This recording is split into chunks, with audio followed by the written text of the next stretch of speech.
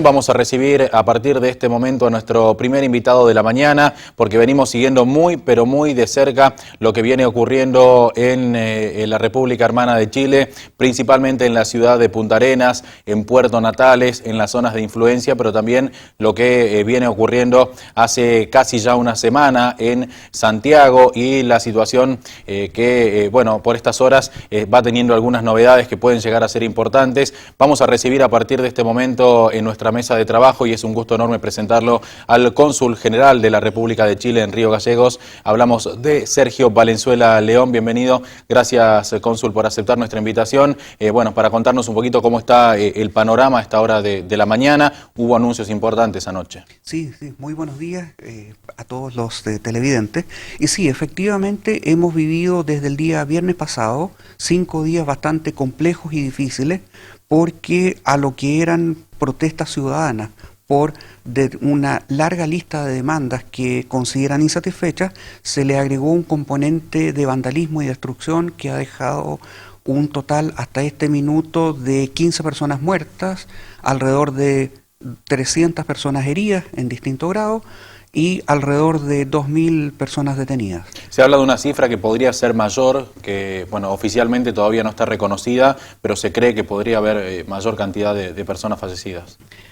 Esperemos que no. Por ahora la cifra oficial, como digo, son 15 personas, de las cuales 11 corresponden a personas que murieron en los actos de vandalismo, en incendios provocados, y hay 4 personas más que estarían siendo producto de los choques que hubo con las fuerzas policiales y militares en las ciudades donde está establecido la zona de excepción o con toque de queda. ¿Le llamó la atención el grado de violencia en toda esta situación que se provocó? Sí, porque bueno, todo esto comenzó con una protesta por el aumento en el valor del metro, del subte, como lo llamamos en Argentina. ¿Le llama la atención cómo terminó, cómo continúa esta escalada de violencia? Sí, efectivamente, porque en 5 días, en términos de números, se habla de una destrucción que alcanzó a los $1.000 millones, de los cuales 300 corresponde a la destrucción de estaciones de metro o del subte, que en nuestro caso era una de las obras de infraestructura más cuidadas y respetadas en Santiago, por el enorme impacto que tiene en los tiempos de traslado de las personas entre su lugar de trabajo y sus casas. Entonces, desafortunadamente, la mayor destrucción se dio en las zonas donde viven personas de medianos y bajos ingresos, que son los principales ocupantes de la red de metro. Además, también los saqueos afectaron grandes supermercados que están todos localizados en la zona sur de Santiago, donde afecta también la capacidad de las personas para comprar todos los días lo que necesitan para comer. Hablamos de sectores de clase media, media-baja incluso, ¿no? Los que van a ver más afectados con toda esta situación. Sí, efectivamente, ellos hablan de alrededor de 300 supermercados saqueados a lo largo de Chile. Estamos hablando prácticamente de un tercio de los cadenas de supermercados que hay en nuestro país. Así es que el balance definitivamente es trágico, es desagradable y lamentable. Ahora, el lado positivo es que anoche el presidente de la República, Sebastián Piñera, anunció una serie de 6 medidas que abarcan pensiones, el tema de salud, el tema de seguridad ciudadana, el tema de los altos salarios que reciben los parlamentarios y un incremento en los impuestos a las personas de más altos niveles de ingresos. Y todo ello para financiar estas otras medidas en el área, como digo, de pensiones y de salud. Así es que hoy día en la mañana están recién recolectándose las opiniones de políticos, porque esto fue una medida conversada el día anterior con los presidentes de todos los partidos políticos. Lamentablemente hubo 3 grupos que se restaron de este diálogo, básicamente porque consideraban que había que hacer reformas más amplias. Pero bueno, con el poco tiempo que ha habido para reaccionar ante esta situación, es creo lo que se ha podido hacer dentro de lo posible. Hubo un pedido de disculpas por parte del presidente. ¿Crees que esto puede llegar a sumar, a poner un manto de paz en todo esto? Sin lugar a dudas, porque este es un reconocimiento de el máximo representante del Poder Ejecutivo respecto de lo que ha sido aproximadamente 30 años de gobiernos democráticamente electos donde no se ha escuchado ni el Ejecutivo, ni el Parlamento, ni los partidos políticos de lo que son las peticiones de mejoras o de solución de problemas que tiene el ciudadano común y corriente. Así es que este primer pedido de perdón, que es sincero, va a ayudar enormemente a una descompresión de esta situación y esperemos que en los próximos días el Parlamento también pueda trabajar en estas propuestas presidenciales de manera de convertirlo lo antes posible en leyes y entren en efecto en los próximos días.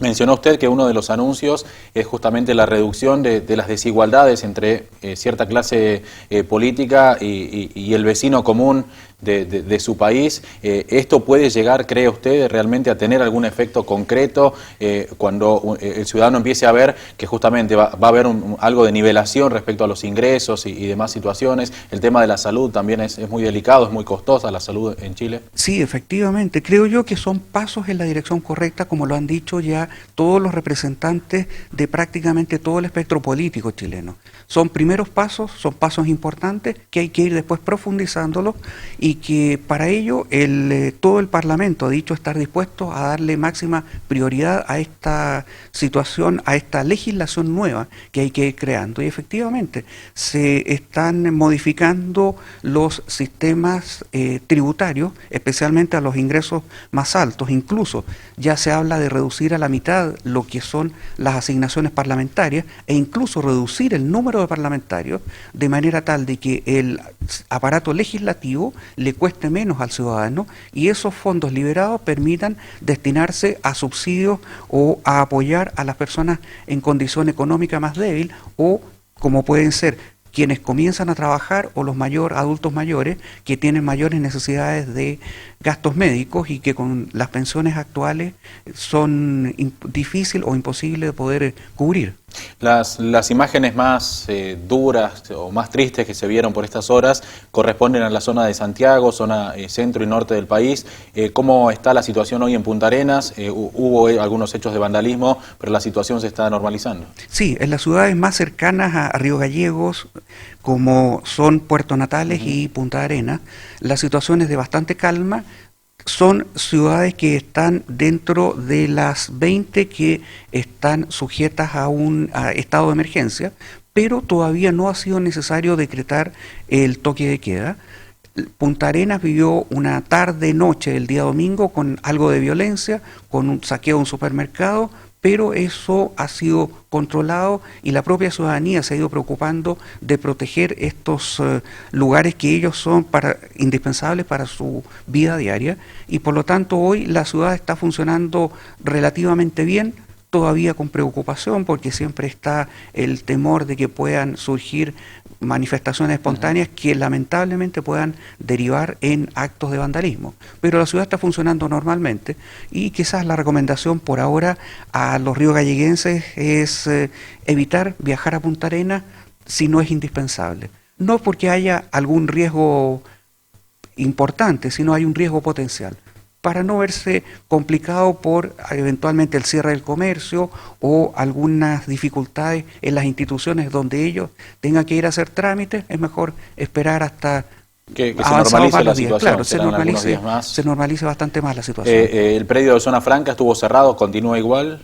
No, está funcionando ahora normalmente. El día lunes cerraron por una medida de precaución dados los acontecimientos del domingo, pero están ahora funcionando normalmente, igual que los supermercados. Están abriendo, bueno, el otro que está quedando es el Líder, y no es publicidad, pero está funcionando normalmente, están haciendo un ingreso normal de los compradores.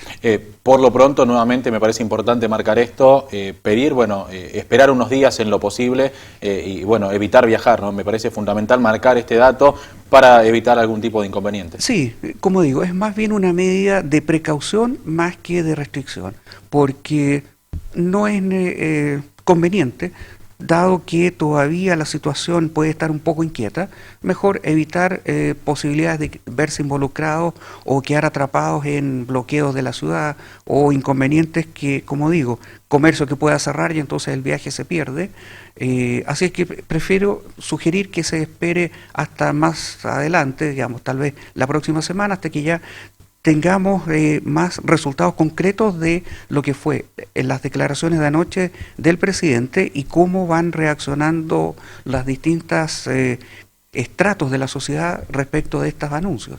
Cónsul, por su labor diplomática tuvo usted la posibilidad de recorrer gran parte del mundo. ¿Qué análisis puede hacer de la situación de la región, de lo que es Latinoamérica, con la situación en Ecuador, lo que está sucediendo ahora en su país, bueno, lo que está ocurriendo en Bolivia hoy con las elecciones? Digo, problemas en general que bueno, van fluyendo por estos días en toda nuestra zona. Sí, bueno, en lo principal estamos viendo en Chile, puntualmente, una despertar de la ciudadanía que quiere que sus políticos, que sus representantes en el Parlamento y que su gobierno representen de mejor manera y defiendan de mejor manera sus necesidades, sus demandas hoy día que son importantes. Respecto de Ecuador y de Bolivia, prefiero no opinar porque son situaciones complejas y distintas. Pero creo yo que hay una mayor sensibilidad del ciudadano respecto a un empoderamiento, respecto de sus derechos, así como de sus deberes, y por lo tanto de exigirle a sus autoridades una mayor defensa y preocupación por lo que es su día a día. Cónsul, cuando uno aborda este tipo de temas, trata, por supuesto, de conocer un poquito más la idiosincrasia de cada pueblo. Me llamó algo la atención, que seguramente usted me podrá clarificar un poquito más. El lema de su país es por la razón o la fuerza. ¿Cómo se aplica esto? ¿Qué significa? ¿Qué simbolismo carga en sí? No, hay que pensar que el lema es de la época de la independencia, es decir, cuando se estaba en una plena lucha de cortar lazos con lo que era la colonia española. En este caso, hoy tiene un sentido más de intentemos dialogar, defendiendo de manera correcta y adecuada lo que son nuestros intereses. Lo de la fuerza definitivamente está dejado de lado, porque normalmente quien no tiene argumentos usa la fuerza. Y en este caso creo yo que no es razonable pensar así en la situación de nuestro país. Es buscar Yo cuando lo leí, diálogo. le confieso, cuando lo leí primeramente entendí como la fuerza como de defensa nacional, el uso de la fuerza en un caso de defensa nacional, lo llevé un poquito para ese lado. Correcto. Sí, y la idea de la defensa es eso, o sea, usar la fuerza cuando se han acabado todos los argumentos o cuando se es atacado de manera injusta. En este caso creo yo que no es aplicable a la situación interna del país. Sin duda. Es decir, dialogando podemos entendernos, tal vez cuesta llegar a ese punto de diálogo, de que todas las partes estén con la disposición y la voluntad de escuchar, porque parte del diálogo es saber entender y acoger los puntos de la contraparte. Entonces, en ese sentido, creo yo que estamos avanzando en un diálogo, tal vez un poco de manera violenta, pero estamos avanzando en un diálogo. Algo que, para volver un poquito a la situación que bueno, hace que lo podamos invitar hoy, que pueda compartir un ratito con nosotros, algo que nos llamó mucho la atención a quienes trabajamos en los medios de prensa es el ataque que hubo justamente a periodistas tanto argentinos como de otras partes de la región, incluso periodistas y camarógrafos y fotógrafos chilenos en estos hechos de violencia. ¿Pudo usted notar esto? ¿Qué le generó? Bueno, siempre hay en estos acciones violentas un alto grado de adrenalina, tanto en quienes están protestando o quienes están demostrando, como también en las fuerzas de policiales o de seguridad.